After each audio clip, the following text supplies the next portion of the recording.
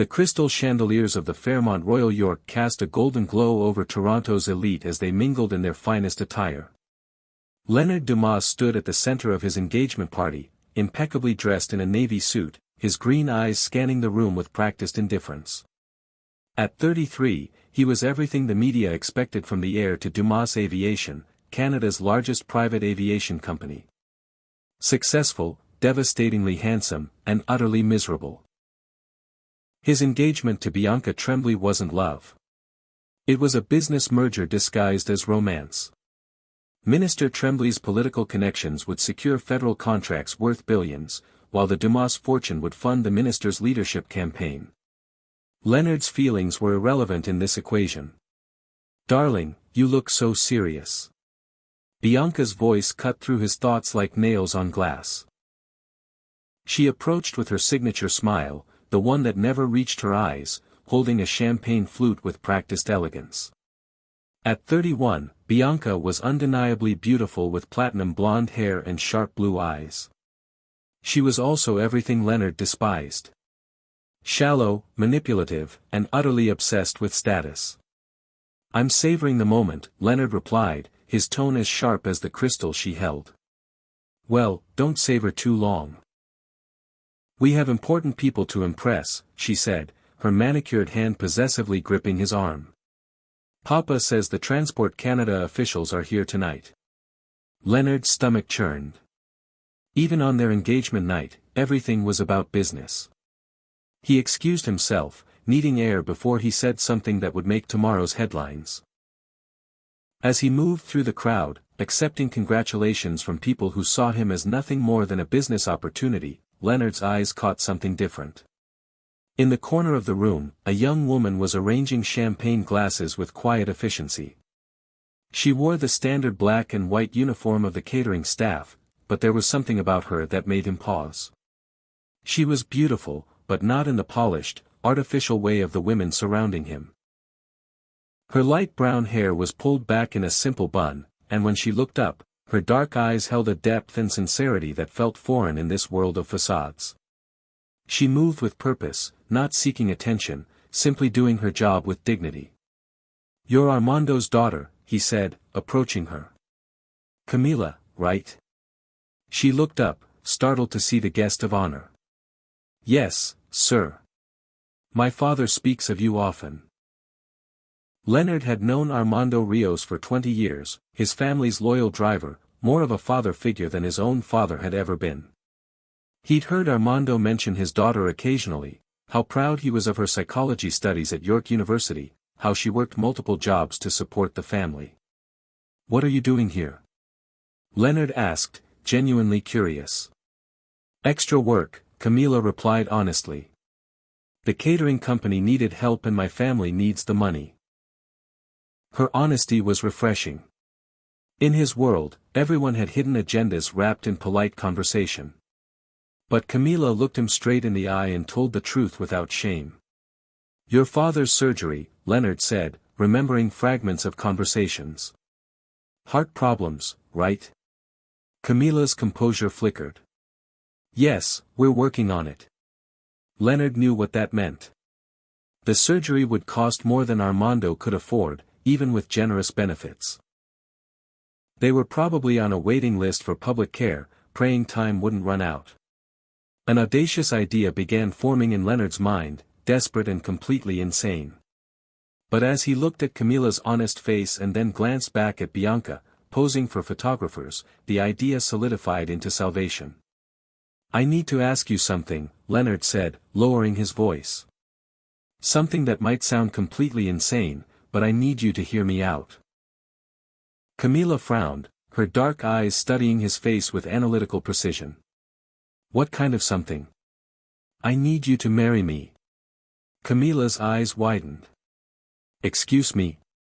"Not for real," Leonard said quickly. "I mean, legally real, but not emotionally real. A business arrangement. 6 months, maybe less. Just long enough to get me out of this engagement to Bianca."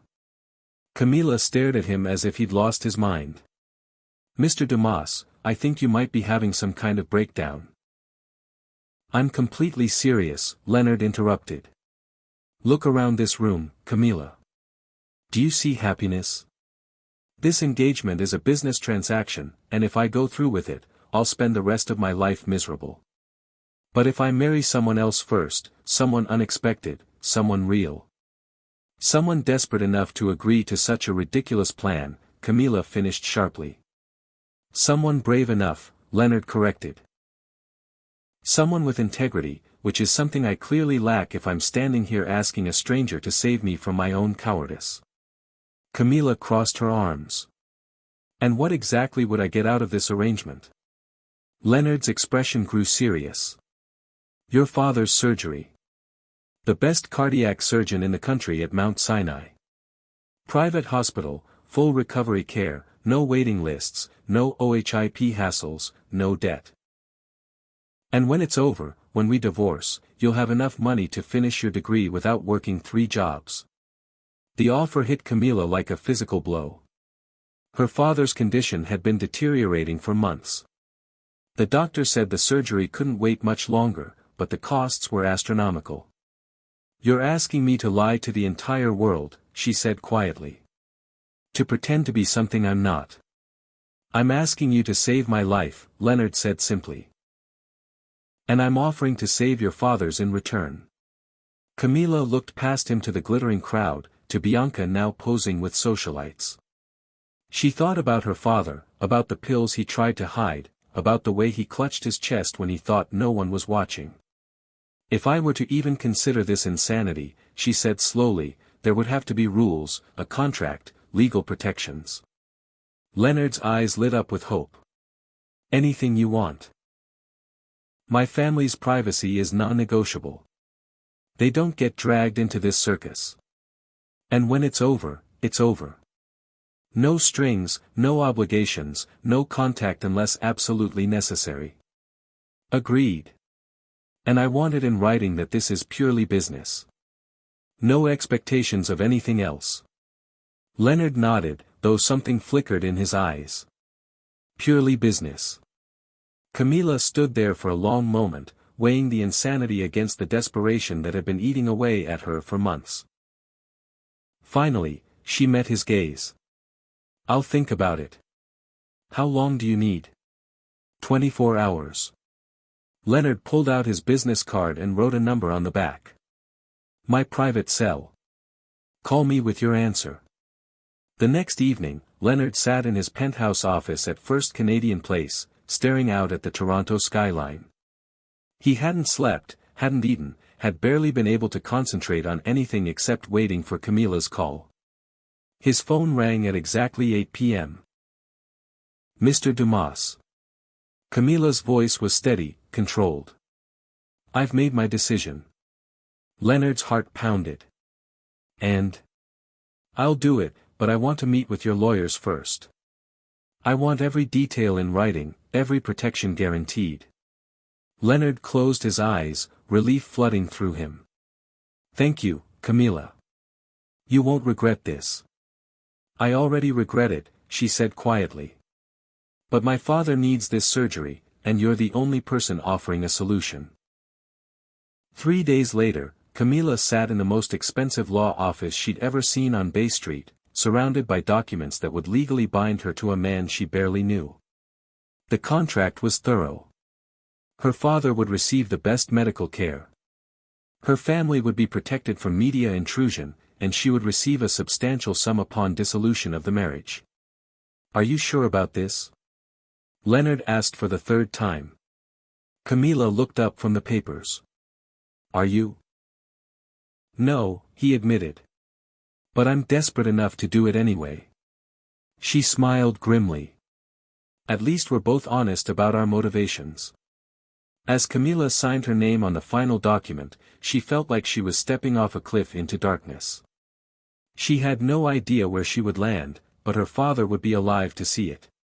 So, she said, setting down the pen, when do we get married?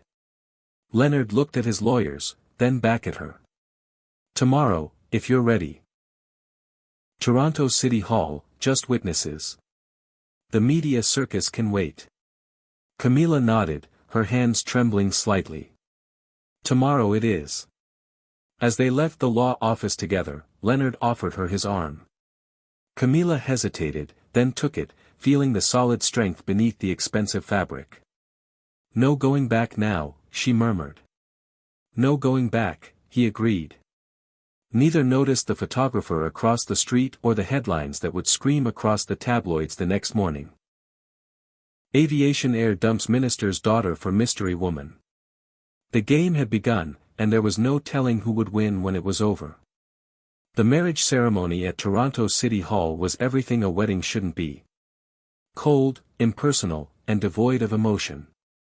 Camilla wore a simple cream dress she'd bought off the rack at Hudson's Bay, while Leonard stood beside her in a charcoal suit. Both speaking vows that felt more like a business contract than a declaration of love. When the officiant pronounced them husband and wife, Leonard's kiss was brief and awkward, more of a handshake between their lips than anything resembling passion. The media explosion began before they left the building. Photographers swarmed the courthouse steps like vultures.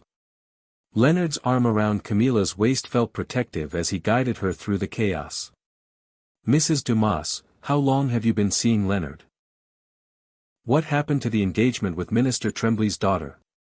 Camilla kept her head down, just as Leonard had coached her. As their car pulled away, she caught headlines already forming on phones around them. "Mystery bride steals aviation heir." "Well," she said, settling into the leather seat, "that was terrifying." Leonard loosened his tie, looking equally shaken. "It gets easier." "Does it? Or do you just get numb to it?"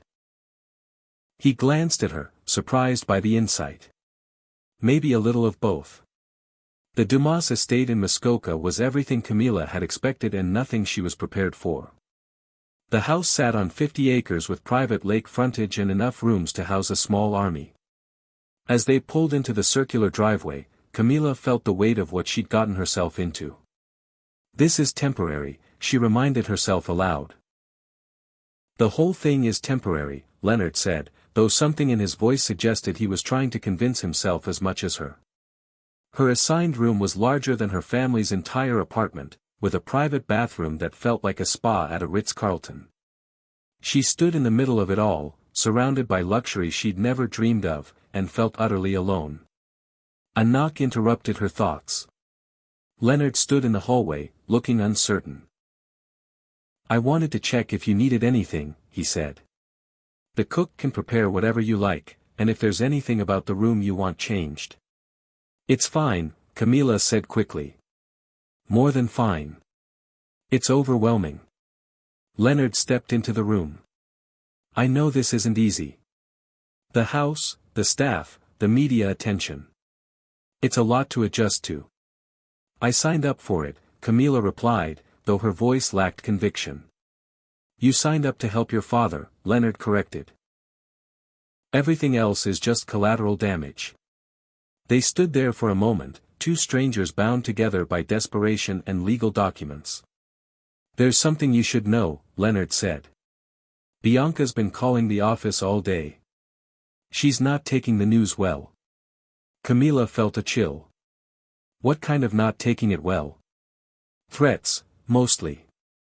She's promising to expose our arrangement to the press, to ruin both our reputations. She's also threatening to have her father make life difficult for us." "Can she actually do that?" Leonard's expression darkened. "Minister Tremblay has a lot of influence. If he decides to make us his enemy, things could get complicated."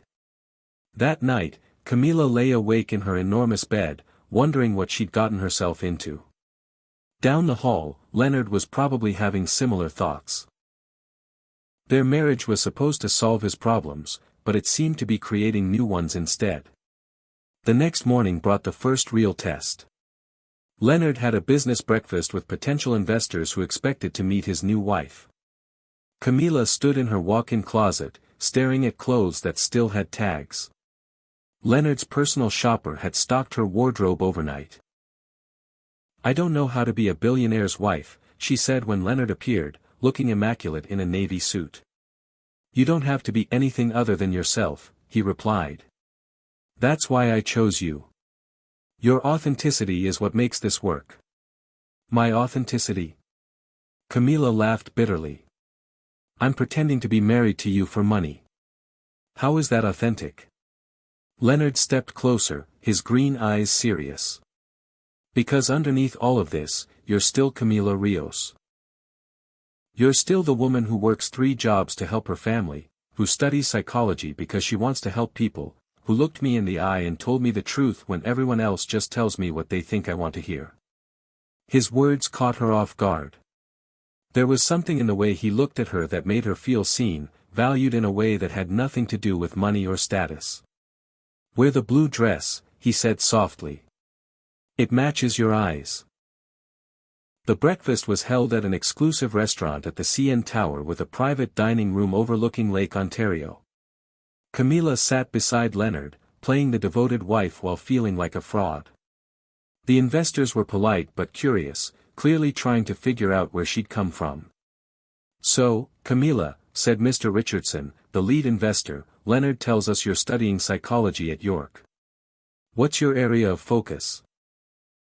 Camila felt Leonard's hand find hers under the table, a gesture of support that sent unexpected warmth through her. I'm interested in trauma therapy, she said, her voice gaining confidence. Specifically, how people heal from emotional wounds that have shaped their lives. How did you two meet? Asked Mrs. Chen, with a smile that didn't reach her eyes. Leonard squeezed Camila's hand. Camila's father works for my family, he said smoothly. I've known her for years, but it wasn't until recently that I realized she was the most remarkable woman I'd ever met. The lie came so easily, with such apparent sincerity, that Camila almost believed it herself. She looked at Leonard, seeing the way he gazed at her with what looked like genuine affection. After breakfast, walking through the harborfront, Camila spoke. You're a very good actor. So are you, Leonard replied. They completely believed us. Did they? Or were they just being polite? Leonard stopped walking. Does it matter? This is about buying us time, not winning awards for our performance. Camila studied his face. Sometimes I forget this isn't real. Sometimes, Leonard said quietly, so do I. The next few weeks fell into a routine. Leonard went to his office while Camila found ways to occupy herself in the vast house. She explored the library, swam in the indoor pool, and took long walks along the lake. Her father's surgery was scheduled for the following month, and knowing he would receive the best care made all the strangeness worth it. But the isolation was harder than expected. Leonard worked long hours, and when he was home, they maintained careful distance. They ate dinner together, made polite conversation, then retreated to separate rooms. It was a lonely way to live. The first crack in their professional facade came 3 weeks into their marriage. Camila was making Tim Hortons coffee when Leonard arrived home early, his tie askew and hair disheveled. Rough day? She asked, noting the tension in his shoulders. Bianca showed up at the office, he said, accepting the coffee she offered. She demanded to see me, caused a scene. Security had to escort her out. Camila felt fear chill her. What did she want? To offer me a deal. If I divorce you and marry her as planned, she'll forget this ever happened. If I don't, she'll destroy me. My reputation, my business, my family's name. Camila set down her cup, hands trembling. Maybe you should consider her offer. Leonard's head snapped up, eyes flashing. What? I'm serious, Leonard. I didn't sign up to be your shield against a vengeful ex-fiancé. No. His voice was firm, almost angry. I won't let her win, and I won't let her hurt you. Why do you care if she hurts me? The question slipped out before Camila could stop it. This is just business, remember? Leonard stared at her for a long moment, something unreadable flickering in his eyes. Yes, he said finally. Just business. But as he walked away, Camila couldn't shake the feeling that something had changed between them. The careful boundaries they'd established were beginning to blur, and she didn't know whether to be terrified or hopeful about what that might mean. 1 month into their arrangement, Camilla's father's surgery was a complete success. Leonard had kept his word. Armando Rios received care at Mount Sinai from the best cardiac surgeon in the country. When Camilla sat by her father's bedside and saw him breathing easily for the first time in months, she felt gratitude toward Leonard that went beyond their business arrangement. "The doctor says he'll make a full recovery," Leonard said, visiting the hospital daily despite his busy schedule. Camilla smiled genuinely for the first time since their wedding. "Thank you. I know this is all pretend, but what you did for my father, that's real." Leonard felt something twist in his chest. "I'm glad I could help." Their return to the estate was interrupted by an unwelcome surprise. Bianca Tremblay was waiting in the sitting room, perfectly coiffed and radiating cold fury. "Hello, darling," she said to Leonard, ignoring Camilla completely. "I hope you don't mind that I let myself in." Leonard's jaw tightened. "What are you doing here, Bianca?" "I came to meet your little wife," Bianca said, finally turning to Camilla with a smile that could cut glass. "I must say, I'm curious about what could possibly have attracted Leonard to someone so ordinary."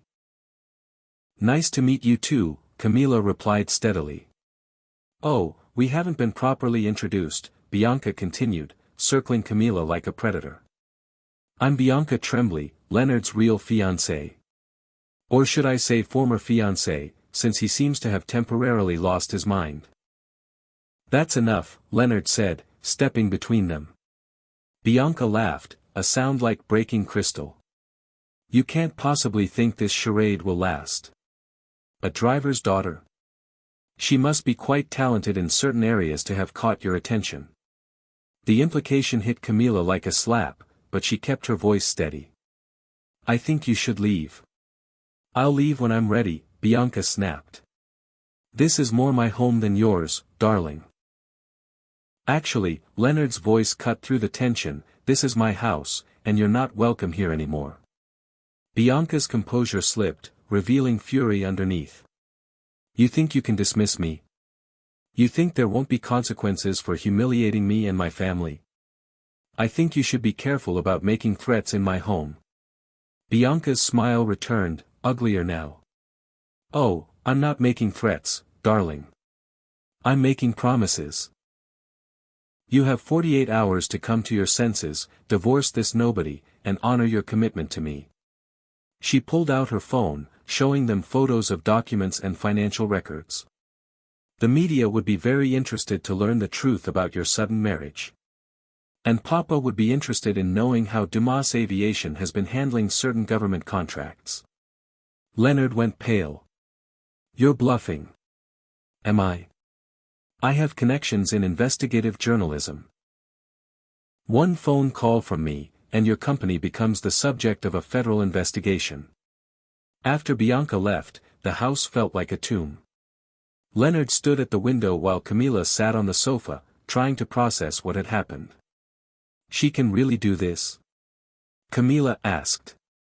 "Her father has connections everywhere," Leonard replied.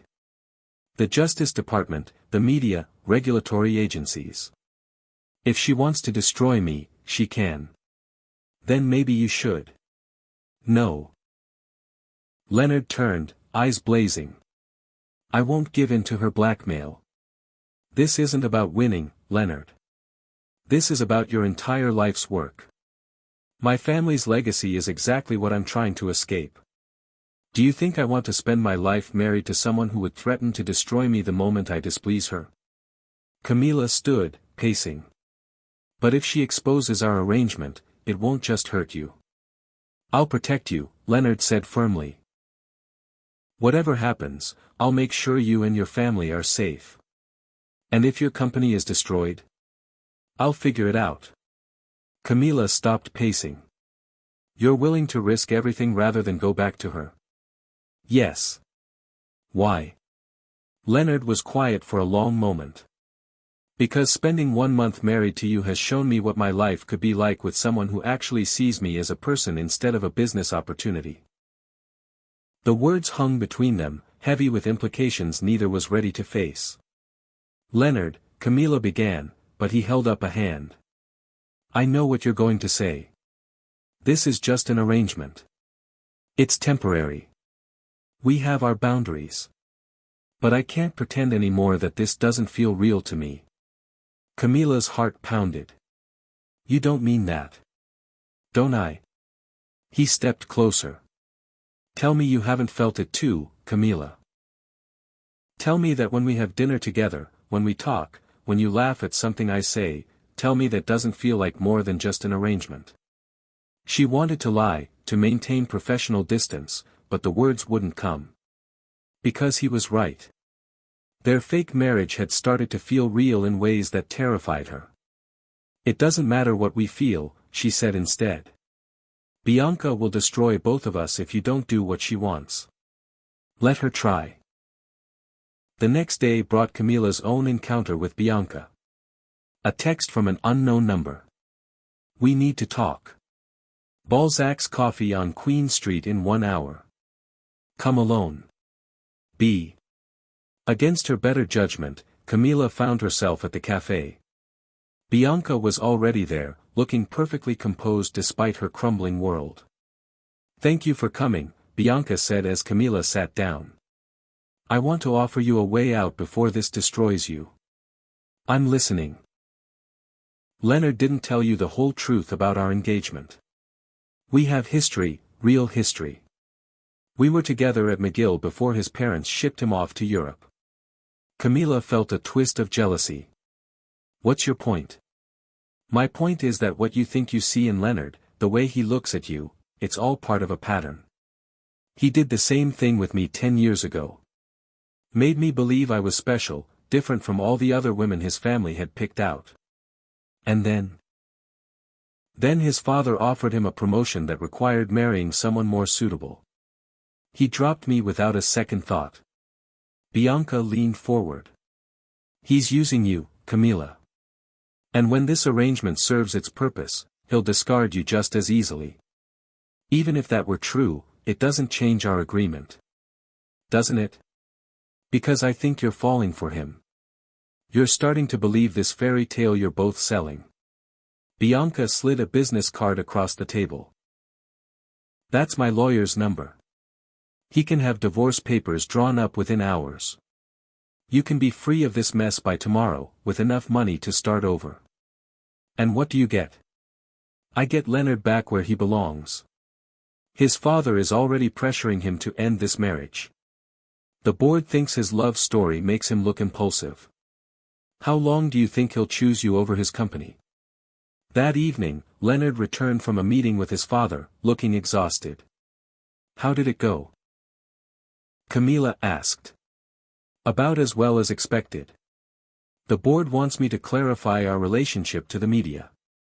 Some investors are concerned that my romantic impulsiveness might affect my business judgment." "And what did you tell them?" "I told them my personal life is not subject to board approval. But my father made it clear that if the stock price suffers because of media attention, they'll expect corrective action." Camilla felt Bianca's words echoing. "What kind of corrective action?" Leonard met her eyes. "They want me to end our marriage and make a public statement about focusing on business." The words hit like a physical blow. "I see. Camilla, I want you to know that I have no intention of—" "How long do we have?" she interrupted. "My father is giving me 2 weeks to come to my senses. After that, they'll start looking for ways to force the issue. Maybe we should consider their proposal." Leonard's head snapped up. "What? Think about it. You've already escaped the engagement to Bianca. My father's surgery is paid for. We could end this now, before it gets worse. Is that what you want?" The question caught her off guard. A month ago, the answer would have been simple. But now, looking at Leonard's face, she realized the answer was much more complicated. "I want what's best for both of us," she said instead. Leonard stood, circling the desk to kneel in front of her chair. "Camilla, look at me." Reluctantly, she met his eyes. I don't care what my father threatens or what the board demands. I'm not ending this marriage unless you want me to. Why? Because somewhere along the way, this stopped being about escaping Bianca or any of the reasons we started this. It became about us. He took her hands, and she could feel them trembling. I know we said this was temporary, but I'm hoping you might consider making it permanent. Camilla's heart stopped. Leonard, you can't be serious. I'm completely serious. I'm in love with you, Camilla. I think I have been since that first night when you looked me in the eye and told me exactly what you thought of my crazy proposal. Tears pricked at Camilla's eyes. Everything she'd wanted to hear was being offered to her. But Bianca's words echoed in her mind, along with the very real threats from his family. This isn't love, Leonard, she said, pulling her hands away. This is gratitude and proximity and the thrill of rebelling against your family. But it's not love. Leonard looked as if she'd slapped him. How can you say that? Because I've seen how your world works. I won't be the reason you lose everything you've worked for.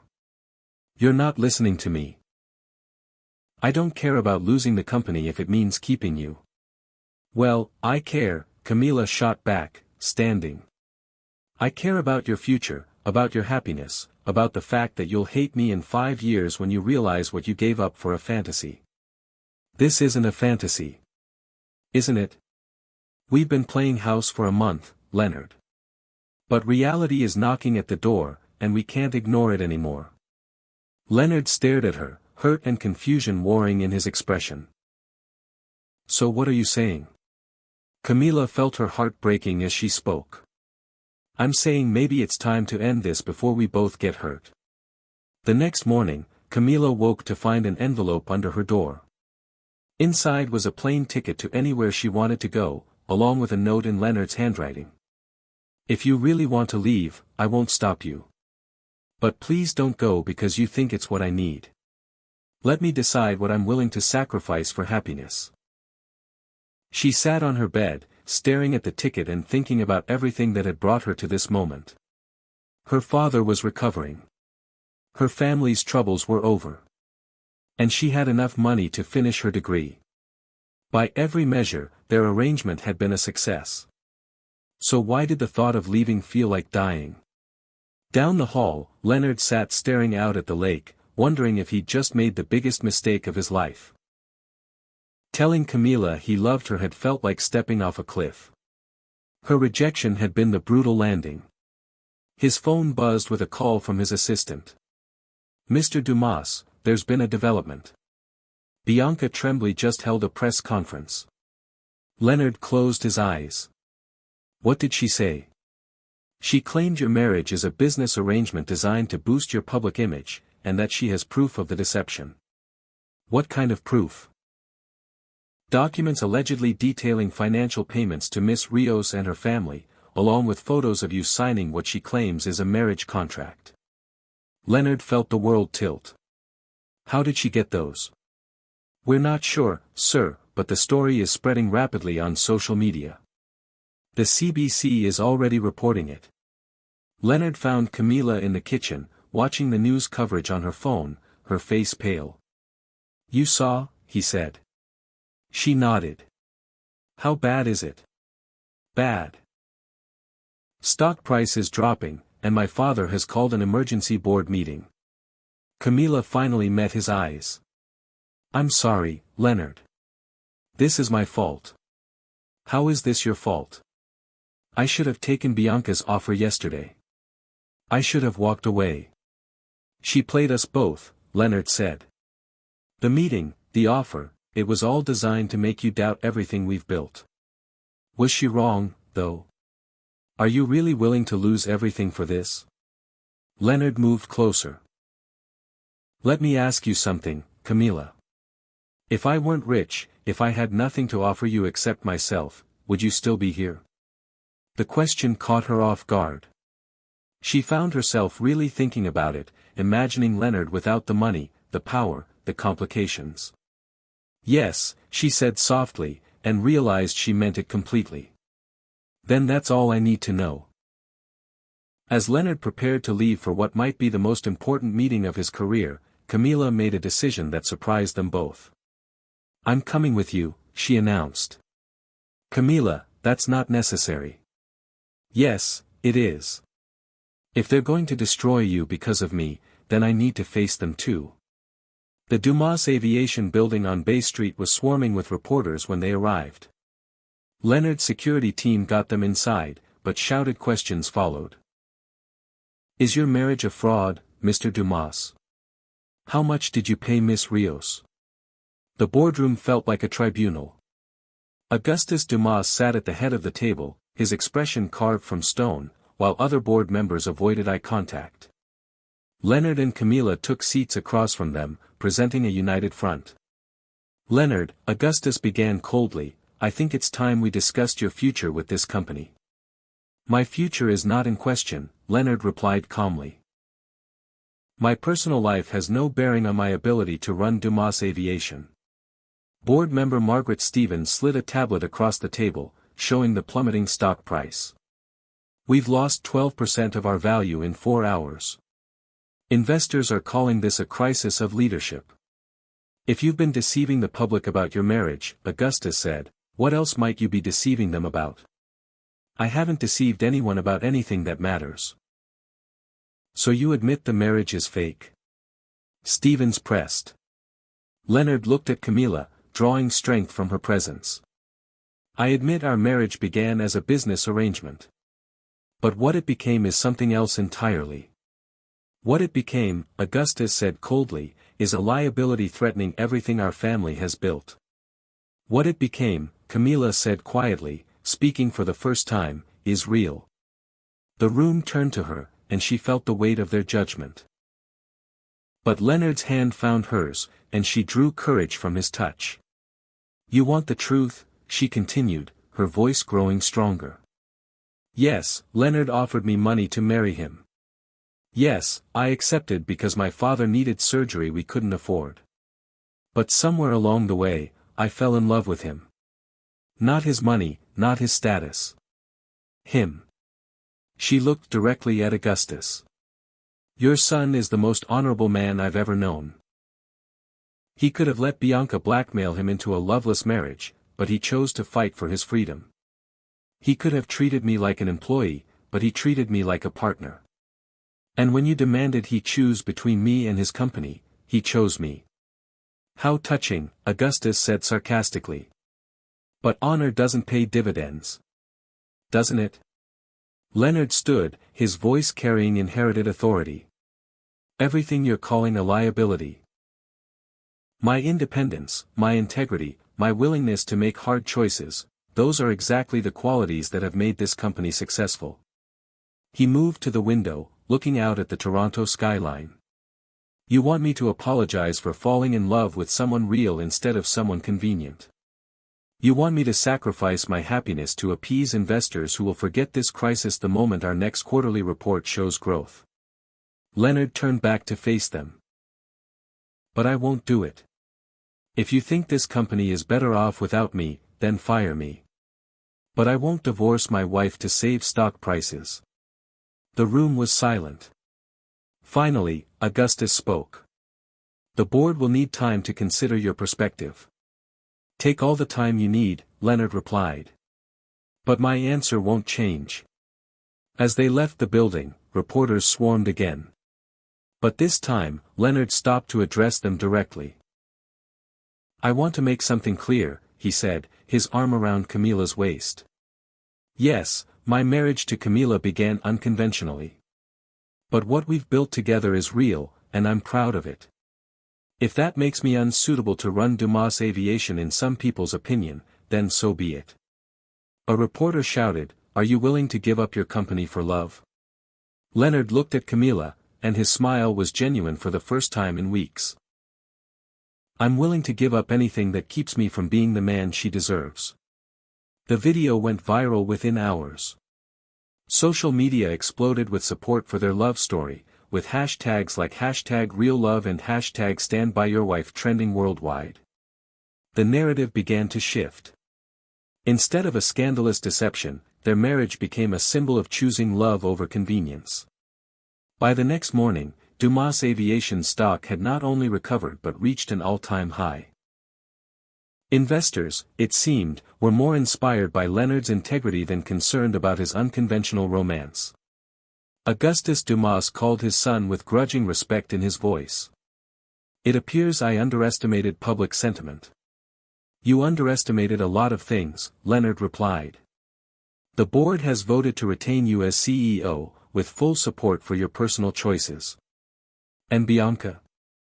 "Minister Tremblay has withdrawn from the leadership race. It seems her behavior has damaged his credibility beyond repair." 3 months later, Leonard found Camilla in their garden, no longer the garden, but their garden, in a house they'd bought together in the Beaches neighborhood. She was reading a book on trauma therapy, preparing for graduate studies at the University of Toronto that Leonard was proudly funding. Not as an obligation, but as an investment in work that made her eyes light up. "I have something for you," he said, sitting beside her on their favorite bench. He pulled out a small velvet box, and Camilla's heart skipped a beat. "Leonard, we're already married." "We're already legally married," he corrected. "But I want to marry you for real this time. No contracts, no arrangements, no pressure from families or boards or anyone else. Just us choosing each other." He opened the box to reveal a simple, perfect diamond ring. "Camila Rios Dumas, will you marry me again? For love this time?" Tears streaming down her face, Camila nodded. "Yes. Always yes." Their second wedding was everything their first hadn't been. Intimate, joyful, and surrounded by people who loved them for who they were together. Armando Rios, fully recovered and beaming with pride, walked his daughter down the aisle. Leonard's father, who had slowly begun to understand what his son had found, served as best man with genuine warmth. As they exchanged vows they'd written themselves, Leonard spoke words that would have been impossible when they first met. "You saved me from a life of emptiness disguised as success. You taught me that vulnerability is strength, that love is worth any risk, and that the best business deal I ever made was the one that brought you into my life." Camila's vows were equally heartfelt. "You gave me more than financial security. You gave me partnership, respect, and a love I never thought I deserved. You showed me that fairy tales can be real when two people choose to write them together." 1 year later, Camila graduated with honors from her master's program in clinical psychology. Leonard was in the front row, cheering louder than anyone when her name was called. The trauma therapy center they'd founded together in Parkdale was already helping dozens of people heal, proving that love could indeed change the world one person at a time. As they stood together at the center's opening ceremony, watching families reunite and individuals reclaim their lives, Leonard marveled at the journey that had brought them here. "Do you ever regret it?" Camila asked, reading his thoughts as she so often did. "Giving up the simple life for all this complexity?" Leonard looked around at the people they were helping, at the life they'd built together, at the woman whose hand fit perfectly in his. "The only thing I regret," he said, "is waiting so long to realize that the best deal of my life was falling in love with you." And as they watched their first success story, a young mother reuniting with children she'd thought she'd lost forever. Both Leonard and Camila knew that their unconventional beginning had led to the most authentic ending possible. A love that had transformed not just their lives, but the lives of everyone they touched. Sometimes the most unexpected proposals lead to the most extraordinary love stories.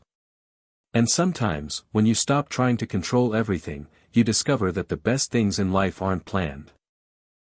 They're chosen, again and again, by two people brave enough to believe in something real.